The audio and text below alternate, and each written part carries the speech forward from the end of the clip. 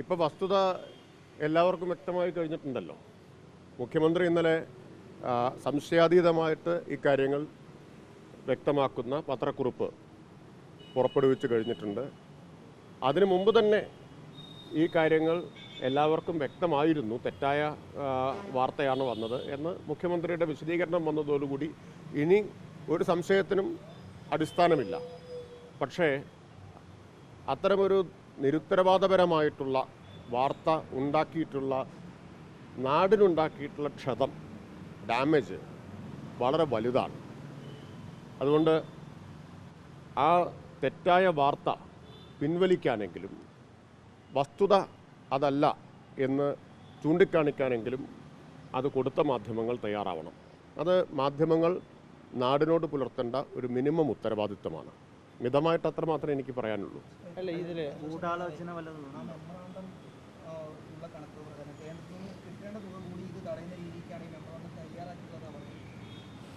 ഒരു വാർത്ത തെറ്റായിട്ട് ആദ്യം കൊടുക്കുക, തെറ്റാണെന്ന് ഉറപ്പുള്ള വാർത്തയുടെ മുകളിൽ സർക്കാരിനെ ആക്രമിച്ചുകൊണ്ടുള്ള പ്രതികരണങ്ങളും പ്രസ്താവനകളുമായി ചാടി വീഴുക, അത് തെറ്റാണ് എന്ന് തെളിയുമ്പോൾ വേറൊരു ആക്ഷേപവും ആരോപണവുമായിട്ട് വരിക, ഇതെല്ലാം രാഷ്ട്രീയ ലക്ഷ്യത്തോടെയാണ്. അപ്പോൾ എനിക്ക് തോന്നുന്നത് കഴിഞ്ഞൊരു 50 ദിവസം കടിച്ചു പിടിച്ച് സർക്കാരിനെ എതിർക്കുന്നവർ ഇരുന്നതാണ്. ഇപ്പോൾ അവർക്ക് സഹിക്കാൻ വയ്യാതായിരിക്കുന്നു എന്നതുകൂടിയാണ് ഇപ്പോൾ കാണിക്കുന്നത്. അതിൽ പ്രതിപക്ഷവും മാധ്യമങ്ങളുമൊക്കെ ഇപ്പോൾ പെരുമാറുന്നത് കാണുമ്പോൾ 50 ദിവസം അവർ അങ്ങേയറ്റം കടിച്ചു പിടിച്ചിരുന്നതാണ്. നാട്ടുകാരുടെ മുമ്പിൽ ഇങ്ങനെ രാഷ്ട്രീയ കളിക്ക് മുതിർന്നാൽ അത് തിരിച്ചടിയാവുമെന്ന് ഭയന്നാണ്. ഇപ്പോൾ കുറച്ച് ദിവസം കഴിഞ്ഞപ്പോൾ അവരവരുടെ രാഷ്ട്രീയം പുറത്തെടുക്കുന്നു എന്നുള്ളതാണ് വ്യക്തമാവുന്നത്. ഇപ്പം 50 ദിവസമായല്ലോ. തെലങ്കാനയ്ക്കും ആന്ധ്രയ്ക്കുമൊക്കെ ഇതിനേക്കാൾ എത്രയോ ചെറിയ, ഞാനതിനെ കുറച്ച് കാണുകയല്ല, പക്ഷേ വയനാട്ടിലെ മേപ്പാടിയിലേതുമായി താരതമ്യപ്പെടുത്തുമ്പോൾ വളരെ ചെറിയ ദുരന്തങ്ങളാണ്. കേന്ദ്ര സർക്കാർ സഹായം കൊടുത്തു.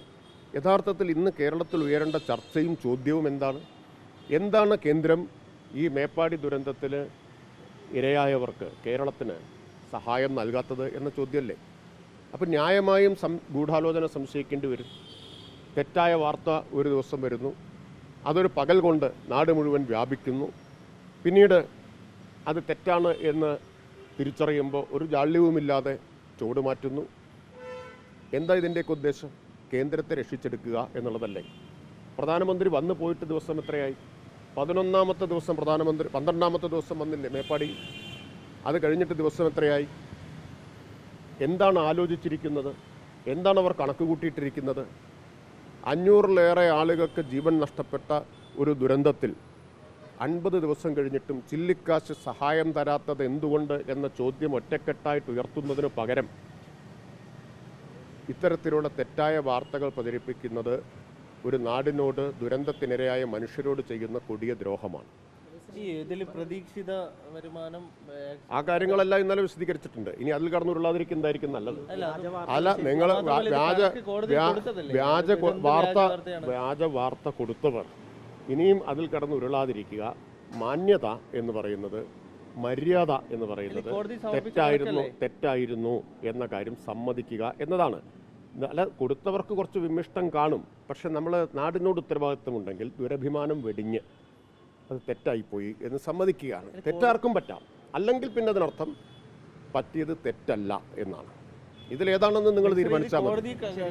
അതൊക്കെ വ്യക്തമായി കഴിഞ്ഞ കാര്യമാണ്. കോടതി കൊടുത്തത് എന്താണെന്നുള്ളത് പറഞ്ഞല്ലോ. പ്രൊജക്ട് ആയിട്ടുള്ള കണക്കാണ്. അത് നിങ്ങൾ കിടന്നുരുളൂ. ഞാൻ പറഞ്ഞത് നമ്മള് കേരളത്തിലെ മാധ്യമങ്ങളെ ഇപ്പോൾ കാണാൻ തുടങ്ങിയതല്ലല്ലോ. എങ്ങനെയൊക്കെയാണ്, ഏതെല്ലാം തരത്തിലുള്ള വാർത്തകളാണ് കൊടുത്തിട്ടുള്ളത് എന്ന് കാണാം. പക്ഷേ ദുരന്തമുഖത്ത് 50 ദിവസം ഒരു വളരെ വിഷമത്തോടു കൂടിയാണെങ്കിലും കടിച്ചു പിടിച്ചിരുന്നു. ഇപ്പോൾ ആ നിയന്ത്രണം വിട്ടിരിക്കുന്നു. ഇടതുപക്ഷ വിരോധത്തിൻ്റെ നിയന്ത്രണം കെട്ടുപൊട്ടിയിരിക്കുന്നു. അതാണ് കാണുന്നത്.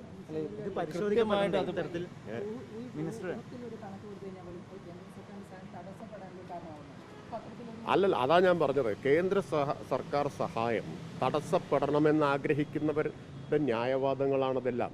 ഇതിന് 2018 പ്രളയം ഉണ്ടായല്ലോ. നൽകാൻ തയ്യാറായ സഹായത്തെ തട്ടിത്തെറിപ്പിച്ചവരാണ്. അന്നും നിങ്ങളാരും ഒരു വാക്ക് ചോദിച്ചിട്ടില്ല കേരളത്തിന് വേണ്ടി. ഉണ്ടായിട്ടുണ്ടോ? നമുക്ക് മറ്റ് രാഷ്ട്രീയമൊക്കെ ആവാം, നിങ്ങൾക്ക് ഇടതുപക്ഷത്തോടുള്ള എതിർപ്പുമാവാം, അത് വാർത്തകളിലാവാം. പക്ഷേ ഒരു ദുരന്തത്തിൻ്റെ സമയത്തെങ്കിലും അത് പ്രകടിപ്പിക്കാതിരിക്കാനുള്ള മര്യാദ, മനുഷ്യപ്പറ്റ് കാണിക്കേണ്ടതാണെന്ന് മാത്രമേ എനിക്ക് ബിജെപിയും കോൺഗ്രസും ഒരേ സ്വരത്തിലാണ് ഇത്തരത്തിലൊരു വാദം ഉന്നയിക്കുന്നത്. ഈ വ്യാജ ചില മാധ്യമങ്ങൾ അതാ ഞാൻ പറഞ്ഞത്, ഇത്രയും കാലം അടക്കിപ്പിടിച്ചിരുന്ന ഇടതുപക്ഷ വിരോധം ഉണ്ടല്ലോ, അതവർക്കിനി നിയന്ത്രിക്കാൻ പറ്റാതായിരിക്കുന്നു എന്നതാണ്. അതുകൊണ്ടാണ് ഇത്തരം കണക്കുകളൊക്കെ വ്യാജമായിട്ട് ഊതിപ്പെരിപ്പിച്ച കണക്കുണ്ടാക്കുന്നത്. ശരി, ഞാൻ വേണ്ടത്ര പറഞ്ഞു, ഞാൻ വേണ്ടത്ര പറഞ്ഞു. നിങ്ങൾ അസംബന്ധം മിതമായ വാക്കുകൾ ഞാൻ പറയട്ടെ, മിതമായിട്ട് പറഞ്ഞാൽ നിങ്ങൾ ഇടതുപക്ഷത്തോടുള്ള പക തീർക്കുന്നത് ദുരന്തത്തിനിരയായ ജനങ്ങളെ പിന്നിൽ നിന്ന് കുത്തിയിട്ടാവരുത് എന്ന് മാത്രം എനിക്ക് അഭ്യർത്ഥിക്കാം. അത് നിങ്ങളെ കുറിച്ച് ഉദ്ദേശിച്ചായിരിക്കും പറഞ്ഞിട്ടുണ്ടാവുക.